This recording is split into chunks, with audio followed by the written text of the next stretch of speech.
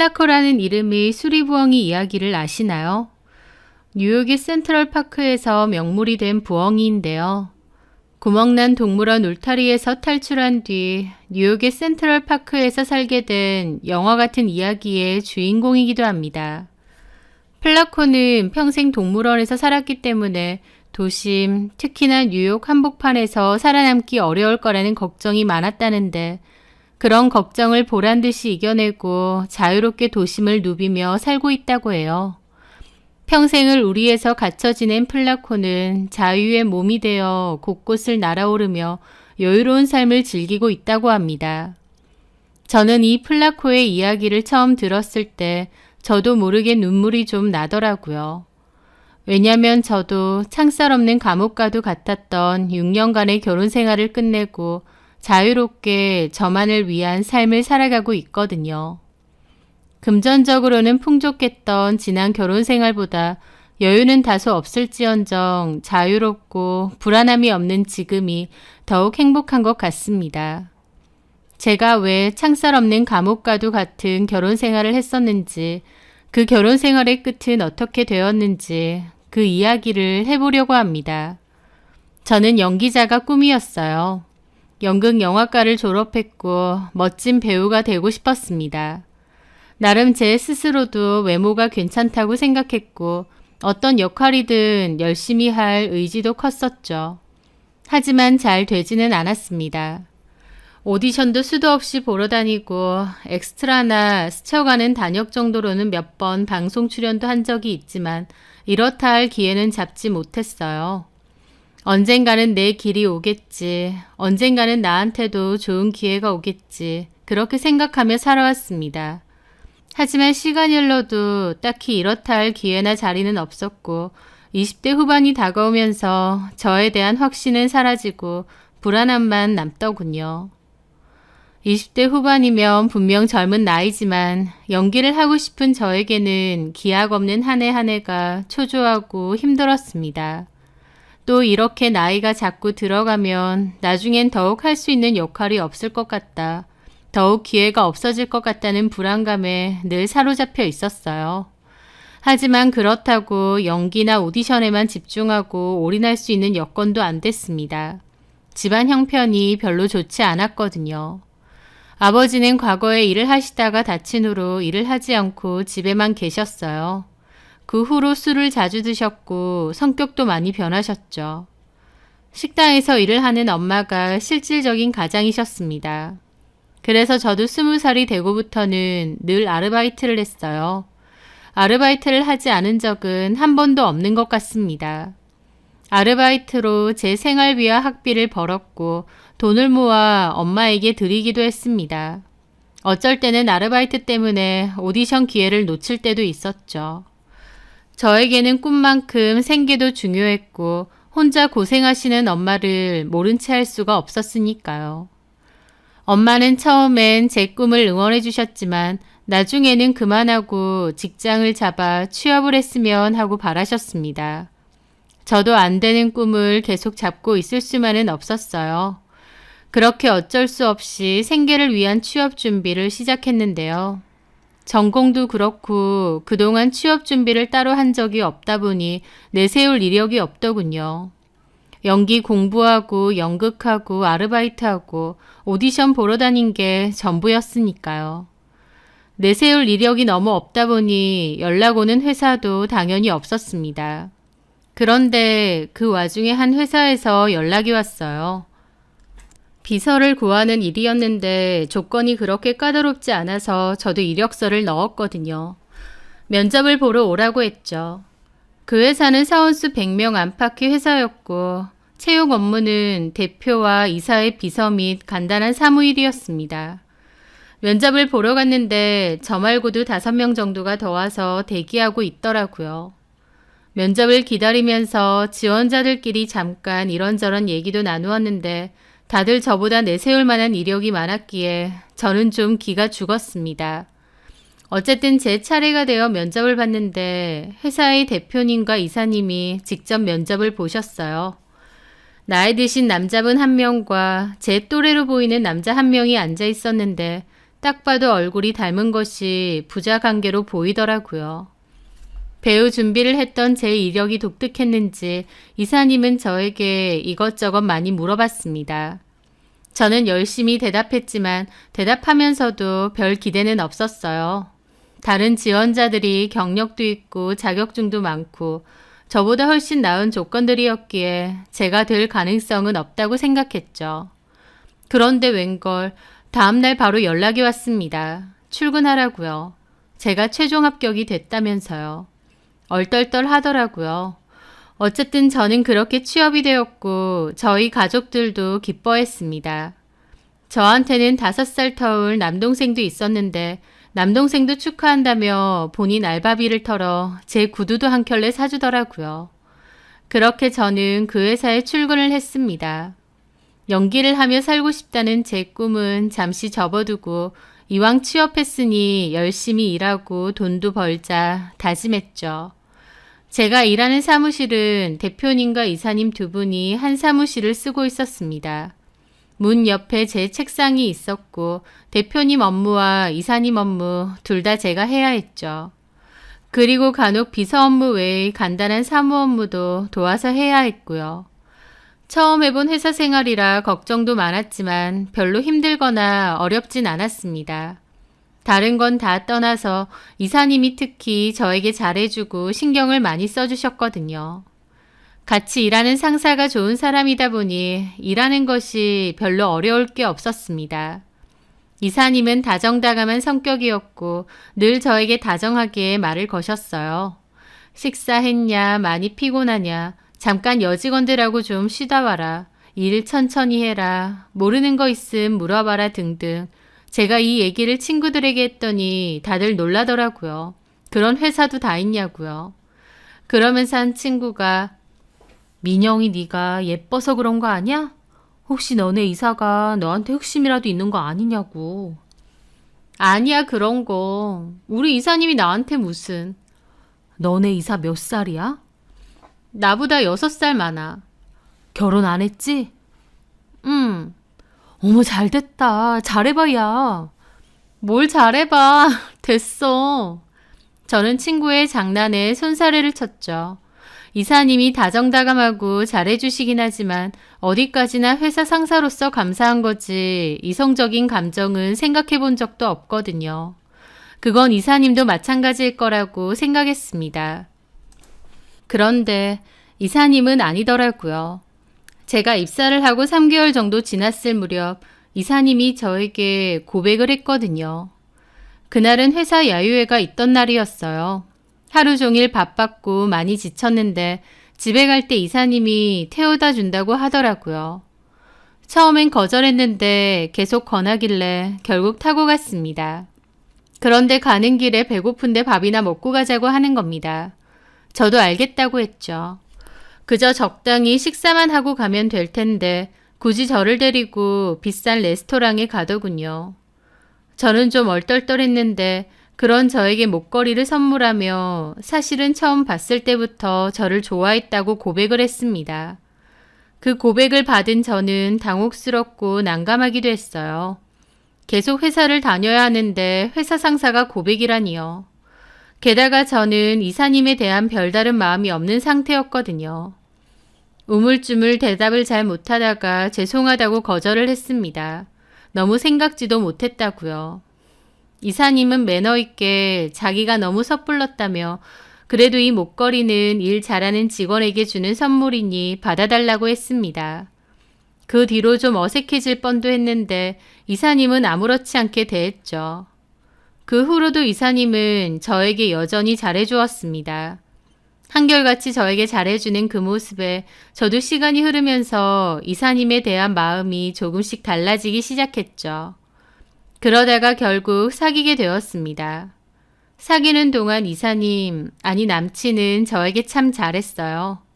저는 형편이 그리 좋지 못해서 비싼 식당에도 잘 못 가보고 옷도 늘 저렴한 보세옷만 입었거든요. 그런데 남자친구는 여유가 있다 보니 좋은 차에 저를 태우고 다니며 비싸고 고급스러운 음식, 장소에도 많이 데리고 갔습니다. 게다가 백화점에서 제 옷이나 가방도 종종 사줬죠. 저는 그때 처음으로 명품 가방도 매보게 되었는데요. 제가 마치 신데렐라가 된 것 같은 기분까지 들더라고요. 아르바이트하며 늘 가난에 허덕이며 살았는데 그 남자는 마치 다른 세계에서 온 것 같았죠. 그래서 저도 붕 떠 있었던 것 같습니다. 그 남자가 저에게 해주는 그 경제적인 풍요로움이 너무 좋았어요. 연애 1년 반 만에 그 남자는 저에게 결혼을 하자고 했었죠. 막상 결혼하자고 하니 저희 집 형편 때문에 망설여지더라고요.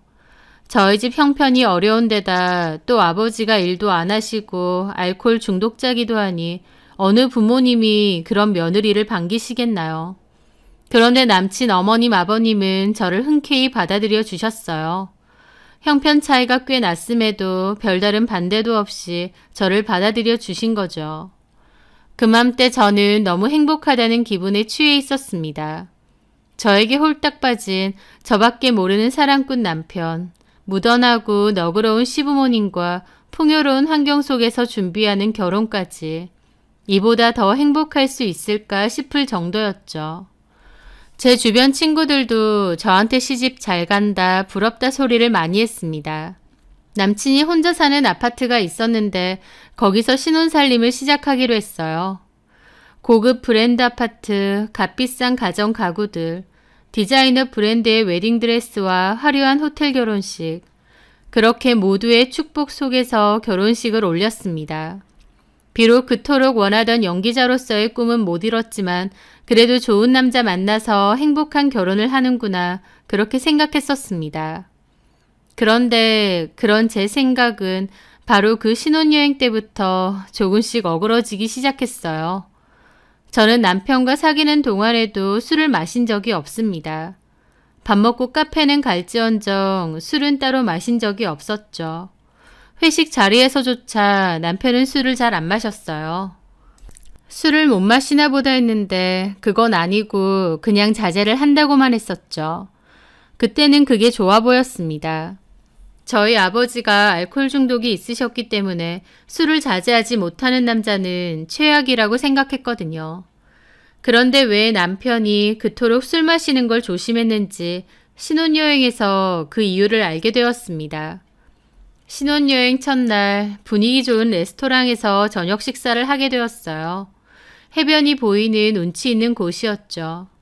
기분이 좋아 술을 주문했고 남편도 그날은 거리낌 없이 마시더라고요. 그런데 분명 처음에는 가볍게 한 잔씩 했거든요. 하지만 한 잔, 두 잔, 남편은 거침없이 술을 마시고 또 주문을 하더군요. 나중에는 멈추지 못하고 연거푸 마시는 겁니다. 저는 당황해서 그만 마시라고 하는데도 남편은 기분 좋은 날 아니냐며 오늘은 좀 취하고 싶다고 하더군요. 술 마시는 것도 오랜만이라면서요. 하지만 남편은 기분 좋을 정도로 취한 게 아니었습니다. 술을 계속 시켰고 나중에는 저는 안중에도 없고 술만 마시더라고요. 제가 말려도 그냥 말도 안 듣고 술만 마셨죠. 그러다가 결국 레스토랑에 있던 다른 손님과 시비까지 붙었습니다. 그 손님도 외국인이었고 남편은 꼬부라진 혀로 처음엔 영어로 싸우다가 나중에는 한국말로 쌍욕을 했죠. 저는 다급히 말렸는데 저까지 밀칠 정도로 흥분을 했습니다. 신랑이 끝에 결국 남편과 저를 레스토랑에서 쫓겨났어요. 화가 난 남편은 저것들 가만 안 둔다고 야외 테이블에 있던 의자까지 들고 덤비려던 걸 제가 겨우겨우 말렸습니다. 말리면서도 너무 무섭더라고요. 그전까진 술 먹은 남편을 본 적이 없다 보니 술 먹으면 이렇게까지 사람이 달라지는지 몰랐고 이런 주사, 아니 주폭이 있었는지 몰랐습니다. 저는 현지 가이드에게 연락을 했고 도움을 받아 만취한 남편을 겨우 호텔에 옮겨 놓았습니다. 그날 심란한 기분이 들어 잠이 안 왔죠. 술 취한 남편을 보는데 마치 알코올 중독인 저희 아버지가 떠올랐거든요. 그런데 다음날 남편은 다시 제가 알던 그 남자로 돌아왔습니다. 기억이 잘 안 난다고 하기에 저에게 자초지종을 듣고 난 뒤 정말 미안하다고 그랬어요. 자기가 어제 기분이 좋아서 너무 과음을 했고 실수를 한 것 같다. 다시는 이렇게 과음하지 않겠다면서요. 그 일은 너무 황당하긴 했지만 남편이 이토록 미안해하고 또 다시는 안 그러겠다고 하니 저도 넘어가기로 했어요. 그렇게 여행을 끝내고 한국으로 돌아왔고 본격적인 신혼생활을 시작했습니다. 남편과는 같이 출퇴근을 하게 되었어요. 초반에는 별다른 문제가 없었습니다. 그런데 시간이 조금 흐른 뒤 남편의 문제가 서서히 드러나기 시작했어요. 남편에게는 의처증 증세가 있었거든요. 제가 가령 친구들을 만나고 오느라 늦게 들어오면 남편에게는 전화가 쉴 새 없이 옵니다. 제가 무음이라도 해놔서 전화를 못 받으면 10통이고 20통이고 받을 때까지 전화를 하기도 했어요. 제가 왜 그러느냐 그러면 우리 자기가 너무 예쁘니까 불안해서 그렇지. 세상이 워낙 흉흉하잖아. 그럽니다. 그것뿐만이 아니었어요. 제가 하루는 남동생하고 통화를 하다가 방에서 나오는데 방 앞에 남편이 떡하니 서 있는 거예요. 표정이 엄청 안 좋은 채로요. 너무 놀라서 뭐냐고 했더니 누구야? 남자 목소리 들리는 것 같던데? 라고 싸늘하게 말하더군요. 저는 황당한 기분으로 동생이라고 했는데도 폰 연락처를 보자고 하는 겁니다. 남동생이랑 통화했다는 것을 확인시켜주니 그제야 기분이 풀려 웃더라고요. 또 한 번은 친정엄마랑 친척집에 갔다가 온 적이 있거든요. 씻고 나서 입었던 옷을 세탁실 바구니에 넣어두었죠. 그런데 제가 잠깐 나갔다가 무심코 세탁실이 있는 방으로 가려는데 보니 남편이 세탁 바구니 안에 있는 제 옷과 속옷을 꺼내들고 냄새를 맡고 있는 겁니다. 어두운 세탁실에서 그러고 있는 모습을 보는데 등 뒤로 소름이 쫙 돋더라고요. 너무 놀라서 왜 그러고 있느냐 묻지도 못하고 조용히 나갔습니다. 혹시 제 옷에서 남자 향수 냄새라도 날까 싶어서 그랬을까요? 너무 소름이 돋고 남편의 행동이 이상하게 느껴졌습니다. 결혼 전에는 몰랐는데 남편은 저에 대한 집착이 정말 심한 편이었습니다. 평소에는 착하고 다정다감한 사람이었고 저한테도 여전히 잘했습니다. 그런데 제가 늦게 오거나 누군가 통화를 하면 감시하듯 저를 보더라고요. 게다가 결혼하고 나서도 초반엔 약속처럼 술을 안 마셨는데 시간이 지나면서 조금씩 다시 술을 마시기 시작하는 겁니다. 제가 말려도 소용이 없었어요. 그렇게 술을 먹으면 남편은 눈빛부터가 달라졌죠. 그리고 이상한 트집을 잡았습니다.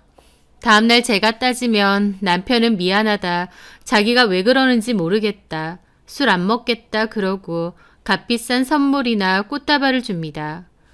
그러면 저는 마지못해 넘어가 주는데 얼마 뒤에 또 술을 먹고 저를 몰아붙입니다. 그게 자주는 아니고 이따금씩 그렇게 하니까 더 환장하겠더라고요.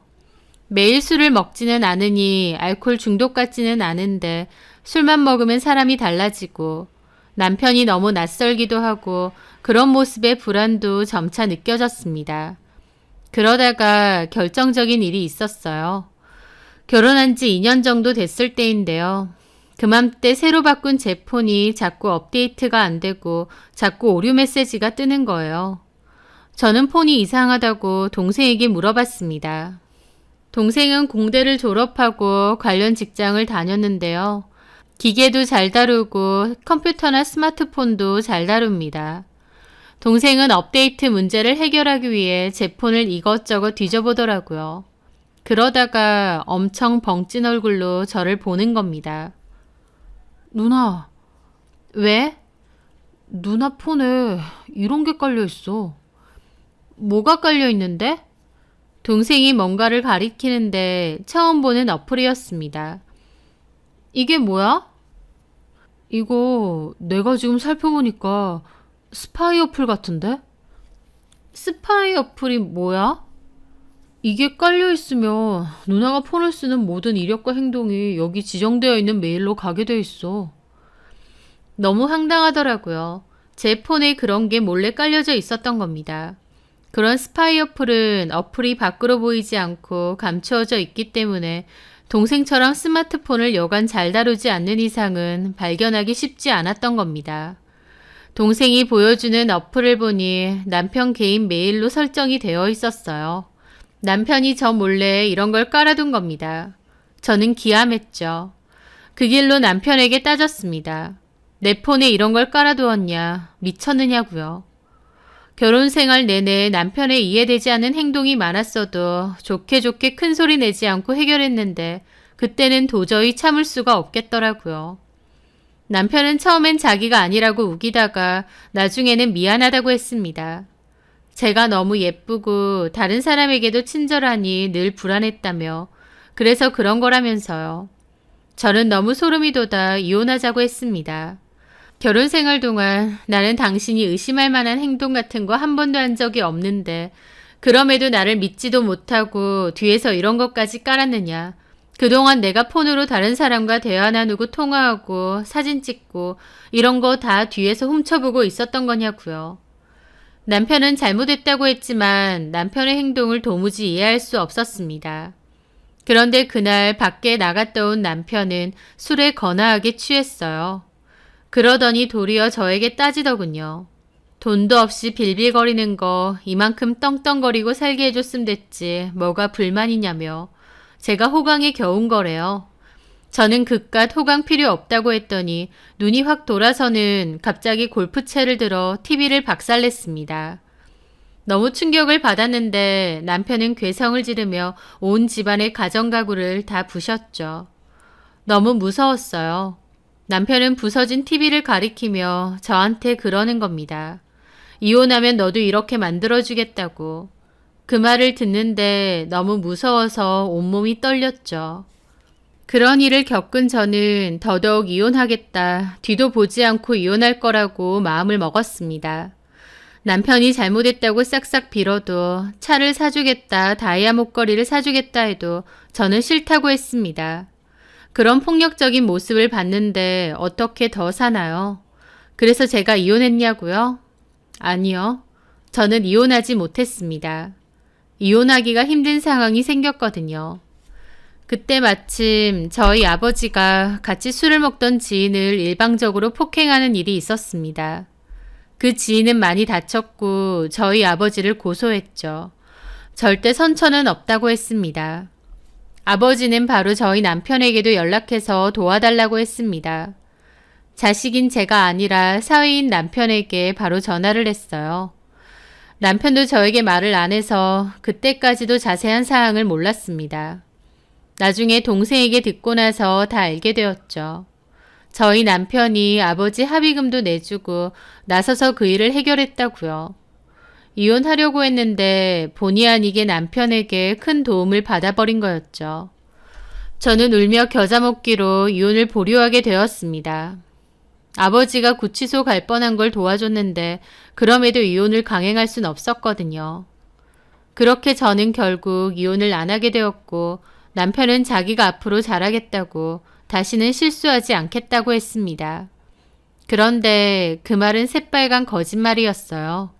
오히려 남편은 그런 일을 겪고 나서도 제가 이혼하지 못한다는 것을 알고 나서 더욱 제멋대로 행동하기 시작했거든요. 자기 기분 좋으면 다정다감하게 잘했다가 기분 나쁘면 눈빛부터 달라져서는 저한테 고함 지르고 집안 물건도 잘 부셨습니다. 한 번은 참다 못한 제가 집을 나가려고 했는데 제가 싸고 있던 캐리어를 저에게 집어 던진 적도 있어요. 제가 가까스로 피해서 다치지는 않았는데 너무 무섭더라고요. 이혼을 했어야 했는데 결국 저는 이혼을 하지 못했습니다. 알게 모르게 남편이 친정에 도움 주는 것도 많았고 언젠가부터 저도 제 상황을 합리화하기 시작했어요. 술 안 먹고 나만 조심하면 저 남자는 좋은 남자다. 다정다감한 남편이다. 내가 심기 거스르지 말고 잘하면 된다. 나만 잘하면 된다라고요. 남편도 저에게 그 말을 자주 했어요. 본인을 나쁜 사람 만들지 말라고. 저만 잘하면 자기는 착한 사람이라고요. 저도 오랜 기간 폭력적인 남편과 같이 살다 보니 가스라이팅을 당한 것 같기도 합니다. 언젠가부터 남편 눈치를 보기 시작했고 남편의 심기를 거스르지 않으려고 노력했어요. 아니다 싶을 때 뿌리치고 이혼을 했어야 했는데 그 타이밍을 놓치게 되었고 그렇게 어영부영 계속 같이 살게 되었습니다. 헤어지지 못하고 끌려다니면서 살고 있었고 그게 너무 비참하다 보니 스스로 자기 합리화를 하고 있었어요. 돈 걱정 없이 돈 잘 쓰고 살지 않느냐. 이 좋은 집에서 사람도 쓰면서 살지 않느냐. 친정 부모님한테 용돈도 넉넉히 드리고 값비싼 옷에 가방에 외제차 끌고 다니며 살지 않느냐. 남들 다 부러워하는 그런 삶을 살고 있지 않느냐. 스스로 끊임없이 그렇게 되뇌이고 있었던 거죠. 사실은 너무 비참하고 불행한데도요. 남편은 갑자기 본인 기분이 수틀리면 누나를 희번뜩하면서 이를 소리나게 뿌드득거렸는데요. 남편이 그런 표정을 지으면 저는 그때부터 심장이 미친 듯이 뛰고 두려워지기 시작했습니다. 그때부터 남편의 비위를 맞추려고 했어요. 제가 남편 비위를 맞추면서 싸우는 일은 잦아들었지만 제 속은 골마갔습니다. 우울증 약과 불안증 약을 복용했고 몰래 병원을 다녔거든요. 게다가 저는 임신이 잘 안 됐고 그걸로 시부모님의 닥달과 구박도 점차 심해졌습니다. 너네끼리 알아서 살라던 시부모님이지만 제가 임신이 안 되다 보니 압박이 정말 심하셨어요. 저는 점차 시들어가고 있었습니다. 그러다가 결혼 생활도 5년 정도가 넘어갔을 무렵 저는 갑자기 정신을 차렸습니다. 이렇게 살 수 없다 싶었고 이혼을 하자고 결심했어요. 그때부터 저는 조용히 이혼을 준비하며 증거를 조금씩 모았습니다. 그런데 한 번은 증거 수집하던 것을 걸리기도 했습니다. 남편이 기분 나쁘다고 깽판을 치는 걸 녹음을 했다가 딱 걸렸거든요. 남편은 녹음 중이던 제 폰을 부셔버렸고 저한테 경고하더군요. 이혼하면 너도 너네 가족도 다 가만 안 둘 거다. 내가 어떻게 할지 어디 지켜보라고요. 자기랑 헤어지면 저를 순순히 놔주지는 않을 거랍니다. 너무 무서웠습니다. 이혼하면 절대 저를 가만두지 않을 거라고 하는데 내가 저 사람과 무사히 이혼할 수 있을까, 벗어날 수 있을까 싶더군요. 저는 결혼하고 5년 정도 지나고부터는 회사를 더 이상 나가지 않았어요. 시부모님이 집에서 몸 관리하면서 애 가지는 거 준비하라고 하셨거든요. 남편도 그렇게 말하고요. 저를 집에다 올가매일 작정이었던 것 같아요. 남편은 더 이상 회사 일에 대해서도 저에게 말하지 않았습니다. 그래서 아예 몰랐습니다. 저는 집안에서 점차 시들어가고 말라가는 것 같았고 제 인생이 사라지는 것 같은 기분을 느껴야 했죠. 그런데 저는 그 일을 계기로 그 집에서 뛰쳐나올 수 있게 되었습니다. 그 일은 남편이 집에 있는 서류를 회사로 가져다 달라고 했던 날부터 시작되었어요. 서류를 들고 남편 회사에 오랜만에 갔는데 저도 모르는 사이 비서가 바뀌어 있더라고요. 그전 비서는 싹싹하고 친절했는데 새로 바뀐 비서는 제가 이사 와이프라고 했는데도 저를 위아래로 훑어보더니 잠깐 기다리시라고 했습니다. 그 눈빛이 티커운 것 같기도 하고 저는 좀 황당했습니다. 그렇게 저는 남편에게 서류를 주고 돌아가려는데 남편이 점심 먹고 가자며 잠깐 기다리라는 겁니다. 그래서 소파에 앉아서 잠깐 기다리는데 그때 찰나지만 보게 되었어요. 비서가 남편 책상 옆에 서서 업무 얘기를 하고 있었는데 제가 안 보는 줄 알았던지 갑자기 남편 뒷덜미를 야릇하게 쓱 만지는 거예요. 어떻게 회사 상사의 뒷덜미를 그렇게 만지나요? 내가 잘못 봤나 싶고 너무 당황했는데 정작 남편과 비서는 아무렇지 않아 하더라고요. 둘이 뭐지? 뭔가 찜찜하다 싶었는데 그 이후에도 이상한 일이 있었습니다. 제가 자주 가는 백화점 브랜드에 가서 신상 가방을 사려는데 저랑 잘 아는 직원이 그러는 거예요. 사모님, 이 가방 잊지 않으세요? 제가요? 2주 전에 이사님께서 선물한다고 사가셨는데 하다가 직원을 나차 싶은 얼굴로 갑자기 다른 분하고 착각했다고 죄송하다고 하더라고요. 하지만 그 말을 들은 저는 남편이 뭔가가 있구나 싶었습니다. 저 몰래 다른 여자를 만나고 있다는 확신이 들었죠.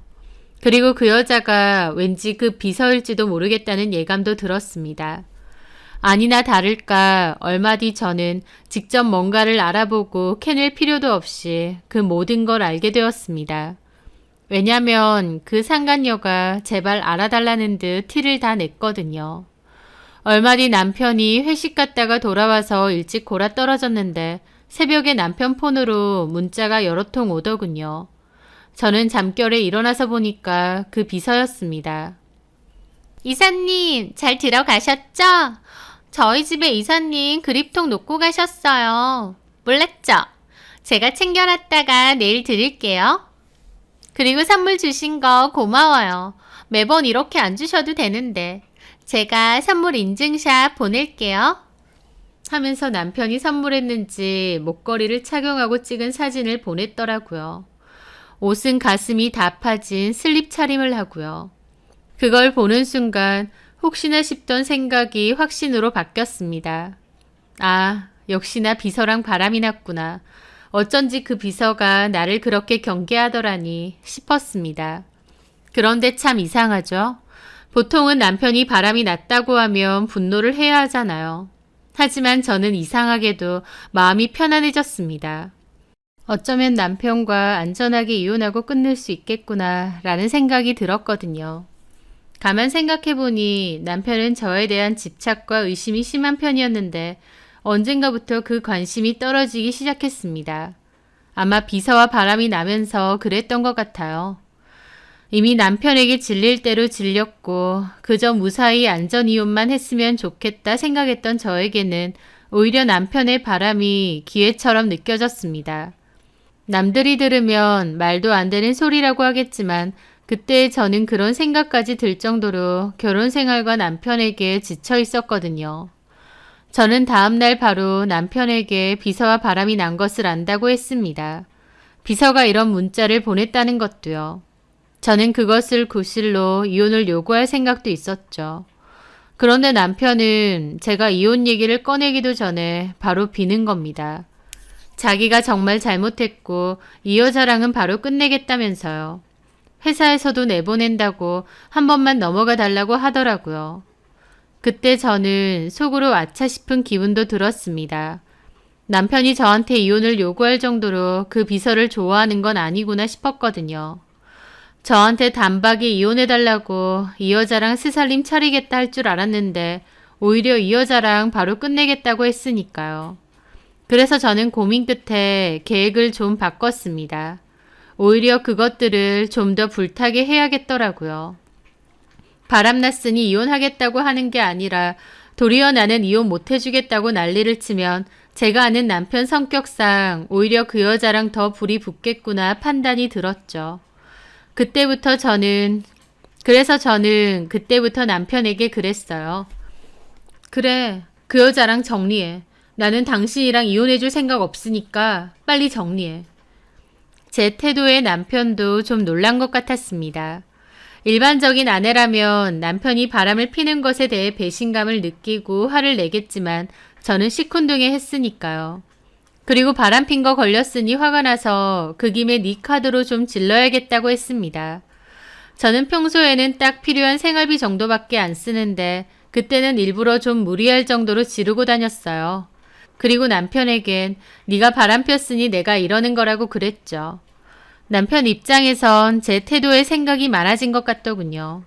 왜냐면 제가 너는 그냥 돈 벌어오는 기계다. 밖에서 다른 여자 만나든지 말든지 내 알 바 아니고 돈이나 벌어와라 라는 태도를 열심히 취했거든요. 게다가 그걸론 약했다 싶었던 저는 그 여자한테 가서 깽판도 쳤습니다. 제가 악역을 자처해야 그것들이 더 불이 붙지 않을까 싶었거든요. 일부러 회사 찾아가서 남편 보는 앞에서 그 여자 머리끄덩이 잡고 인연 당장 쫓아내라고 우악스럽게 난리를 쳤습니다. 그 여자는 저한테 머리채 잡히고 뜯기고 나서 남편 앞에서 가련한 척 울었더라고요. 남편도 너무한 거 아니냐고 저한테 뭐라고 하고요. 그 뒤로 저는 완전 미친 사람처럼 굴었어요. 네가 뭘 하고 다니던지 이혼 안 해줄 거다. 나한테 이혼 요구하면 네가 바람핀 거 온 세상에 다 알릴 거다. 나도 앞으로 막 나갈 거다 라고요. 그전까진 고분고분하게 자기 말 잘 듣던 제가 그때부터 눈이 돌아서 막 나가고 이판사판으로 나오니 남편도 질겁하더군요. 게다가 그 와중에 그년이랑 끝냈는지 그년 회사에서 쫓아냈는지 하루에도 10번 넘게 전화해서 캐물었습니다. 남편도 나중엔 제 전화도 안 받더군요. 그것뿐인가요? 일부러 술 먹고 색 난리를 친 적도 있죠. 어떻게 바람을 필 수가 있느냐, 죽어버릴 거다 난리를 치면서요. 남편은 저한테 정신적으로 문제 생긴 거 아니냐고 병원에라도 가보라고 하길래 병원은 너나 가라고 악다구니를 썼습니다. 그런 과정이 반복되면서 처음엔 미안하다고 했던 남편은 나중에는 저한테 진짜 질린다고 이런 미친년인지 몰랐다는 소리까지 했죠. 저는 남편만 보면 그년이랑 끝냈냐, 그년 가만 안 둔다, 억울하니 돈 내놔라 3종 세트 연보를 외웠습니다. 진짜 혼신의 힘을 다해 남편을 질리게 했죠. 딱 3개월 만에 남편은 완전 질려서 이혼하자고 하더군요. 게다가 제가 하도 그 여자를 쥐잡듯이 잡았더니 그 여자가 너무 불쌍하다고 했습니다. 저는 누구 맘대로 이혼이냐 못해준다고 더 난리쳤어요. 너는 바람 폈기 때문에 이혼 요구 못한다고 하면서요. 그리고 나는 평생 이렇게 네 돈 쓰며 살 거라고 했죠. 연기 공부를 한 짬바가 있어서 더욱 열연을 펼쳤습니다. 남편은 1억 줄 테니 이혼해 달라고 해서 내가 네 장난감인 줄 아느냐고 회사 앞에서 시위하겠다고 또 난리를 쳤습니다. 제가 닥달을 하고 괴롭히니 남편은 나중에 집을 나가버렸습니다. 그리고 그 와중에 어머님이 저를 찾아와서 설득하더군요. 경준이한테 얘기 들었다. 경준이가 그 비서애랑 좀 만났던 모양인데 그런데 너도 참 현명하지 못해. 제가 현명하지 못하다고요? 그래. 경준이가 잘못한 건 맞고 너 분통 터지는 것도 알겠어. 근데 너 이혼은 안 하고 싶다 했다며? 당연하죠. 누구 좋으라고 이혼해줘요? 그러니까 너 이혼하기 싫으면 이렇게 하면 안 되지. 왜 남편을 그렇게 질리고 학을 떼게 만들어? 바람은 본인이 펴놓고 그럼 제가 아무렇지 않은 것처럼 대해야 돼요? 아휴, 너 경준이한테 얘기 들어보니 그 여자의 머리채를 3번 넘게 잡았다며. 다음에 만나면 머리채만 잡는 게 아니라 더한 짓도 할 거예요. 나는 너 이렇게까지 지독한 줄 몰랐다. 순한 줄 알았더니. 순한 저를 어머님 아들이 이렇게 만들었잖아요. 바람 폈잖아요. 아우, 그만 좀 해. 왜 나한테 난리니? 어머님도 아들 편만 드시려거든 나가세요. 나가시라고요. 저는 정말 발광을 떨었습니다. 어머님도 질린 표정이시더라고요. 그럼에도 기본적으로 당신 아들이 바람 펴서 제가 변한 거다 보니 세게 나올 수도 없는 모양이었죠. 진짜 무섭다 무서워. 이렇게 하자. 둘이 이렇게 사는 거 의미 없어. 아니요. 저는 계속 이렇게 살 거예요. 제발 진정 좀 하고 얘기 좀 하자고. 너한테도 이렇게 사는 거 좋은 거 아니야. 좋다. 우리가 2억 주마. 더 이상은 우리도 무리야. 우리 집은 무슨 대단한 부자고 아니라서 2억이면 우리한테도 큰 돈이야. 그리고 막말로 너네 애도 없고 결혼 생활도 5년 조금 넘게 살았잖아. 톡 까놓고 우리도 변호사 사서 대응하고 소송할 수 있다. 그렇게 되면 너 2억은커녕 위자료 몇천 받고 헤어져야 될 수도 있어. 그거 원하는 거 아니잖아? 어머니, 그 사람이 이렇게 시키던가요? 돈 쥐어주고 나가라고 하라고요? 오죽하면 걔가 집을 나가겠어. 그년한테 살러 갔겠죠. 그래, 내가 다 미안하다. 경준이 대신해서 내가 사과할게. 어머님이 왜요? 어쨌든 너네 이렇게 못 살아. 그냥 돈 받고 경준이랑 갈라서줘. 2억이면 너한테도 나쁜 조건 아니야. 애 없이 5년 살고 2억 아무리 소송해봐라. 너 절대 이 돈은 못 받아. 억울해 죽겠다고요. 그래 미안해. 미안한데 좀 이성적으로 생각해 보란 말이야. 어머님은 2억 줄 테니 헤어져 달라고 애걸복걸 하시더라고요. 저도 사실 그 정도 하고 그만하고 싶기도 했습니다. 그래서 한참 고민하는 척 하다가 어머님에게 그랬어요. 남편한테 직접 저한테 사과하라고 하세요. 그러면 이혼하는 거 생각해 볼 테니. 그년 집에 가서 숨어 있지 말고 제 앞에 와서 사과하라고요. 알았다, 알았어. 내가 얘기하마. 그렇게 어머님은 말을 전했는지 남편은 집으로 왔습니다. 그리고 저에게 미안하다고, 당신을 많이 사랑했는데 결국 이렇게 돼서 미안하다고 했습니다. 그 여자가 그렇게 좋아? 나 그 여자 많이 사랑해. 안쓰럽기도 하고. 나한테 맞은 게 안쓰러워? 그것도 있는데 그냥 당신보다는 그 여자한테 내가 더 필요한 것 같아. 저는 참담한 표정으로 이혼해 주겠다고 했습니다. 남편은 미안하고 고맙다며 돈은 엄마가 정리되는 대로 보내줄 거라고 했죠. 그렇게 저는 마지못해 해주는 척 이혼을 했습니다. 그 상간녀는 자기가 제 남편을 뺏은 양 의기양양했지만 사실은 아니었어요. 제가 너무나도 버리고 싶었던 남편놈을 내연녀에게 버린 것이었죠. 저는 마지막까지 비참하게 이혼을 당한 것 같은 연기를 했지만 속에서는 헐헐 날아갈 것 같았습니다. 저 인간이랑 드디어 끝냈구나. 드디어 저 집하고 끝이 났구나 하고 말이죠. 남편이 무서워서 또는 친정 부모님이 금전 도움을 여러 번 받아서 여러 이유로 저는 이혼하지 못하고 매여 살았습니다. 이혼을 너무나도 원했지만 할 수가 없는 상황이었어요. 그런데 남편의 바람이 오히려 저에게는 기회가 되는 아이러니한 상황이 되었던 거죠. 그렇게 저는 빠른 이혼을 하고 친정으로 돌아왔는데 저희 아버지는 돈 잘 버는 남편하고 헤어졌다며 저를 나무라는 겁니다. 하지만 제 동생이 저희 아빠에게 정신 좀 차리라고, 아빠 때문에 누나가 이혼도 못하고 저러고 참고 산 거 아니냐며 저 대신해서 화내고 뒤집어 엎어주었어요. 엄마도 제 마음고생 다 아니까 아빠한테 당신도 늙음하게 이혼당하기 싫으면 자식들한테 폐 좀 그만 끼치라고 뭐라고 하셨고요. 엄마랑 남동생이 한바탕 난리를 쳐서 저희 아빠도 더 이상은 말 안 하시더라고요. 저는 이혼할 때 받은 돈으로 나와서 작은 오피스텔을 샀습니다. 그리고 다시 극단에 들어갔어요.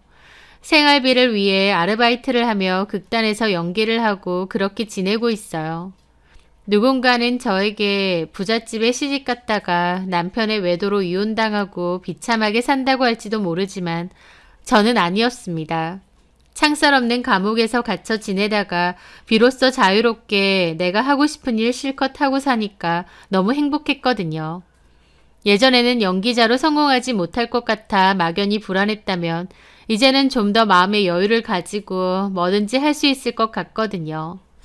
풍족했지만 폭력적인 남편의 비위를 맞추고 눈치를 보느라 마음은 늘 불안해서 약을 달고 살았던 그때와 달리 지금은 약도 전혀 먹지 않고 있고 행복하고 자유롭게 지냅니다. 만나는 사람들마다 제 얼굴이 너무 밝아지고 행복해 보인다고 할 정도로요. 그렇게 이혼하고 2년 정도가 흘렀는데 저는 그때 사두어서 쭉 살고 있던 작은 오피스텔이 근처 개발과 맞물려 값이 많이 올랐습니다. 살 때보다 훨씬 이익을 보고 그 집을 정리했고 다른 집으로 이사를 했어요. 차익이 많이 생겨 좀 더 여유롭게 지내고 있습니다. 남편은 어떻게 되었느냐고요? 그 여자와 이혼 소송을 진행 중이라고 들었습니다. 안에서 새는 바가지 밖에서도 샌다고 남편의 주사와 폭력이 그 여자에겐 안 나올 리가 없었죠. 그 여자랑 재혼하고 얼마 지나지 않아 바로 문제가 되었는데 그 여자도 전 남편 돈 때문에 그냥 참고 살았던 모양이었습니다. 그런데 그 여자는 전 남편 돈으로 호스트바 가고 유흥업소 다니면서 남편 돈을 흥청망청 쓰고 급기야는 남자도 만나고 다녔대요. 그 일로 전 남편과 그 여자는 폭행 및 외도로 서로 위자료 맞고소하고 이혼 소송 들어가서 법적으로 싸우고 있는데 그게 아직도 해결이 안 되고 지지부진하게 이어진다고 하더군요.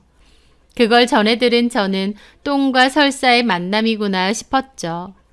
전 남편은 이혼 소송 도중 저에게 한번 전화한 적이 있는데 식겁하고 다 차단했습니다. 그 여자랑 싸우면서 이제 와서 또 저한테 기웃거리는 것 같은데 여지도 주기 싫더라고요. 돈도 많고 다정다감하고 나만 바라봐주니 신데렐라 속 왕자님인가 착각까지 했던 전 남편. 사실은 지독한 여성 편력에 술만 마시면 주폭, 의처증에 가정폭력까지 저지르는 골고루 쓰레기였습니다. 한때 누군가가 제 삶을 행복하게 만들어주고 구원해줄 것 같다는 착각도 있었지만 이제는 그런 생각은 하지 않습니다. 작은 집에 살아도 오래된 옷을 입어도 내 스스로가 떳떳하고 자유로운 것이 가장 중요하다는 것을 깨달았거든요. 제 스스로를 믿으며 제 삶을 잘 개척해 나가며 살아보려 합니다. 제 사연 들어주셔서 감사합니다.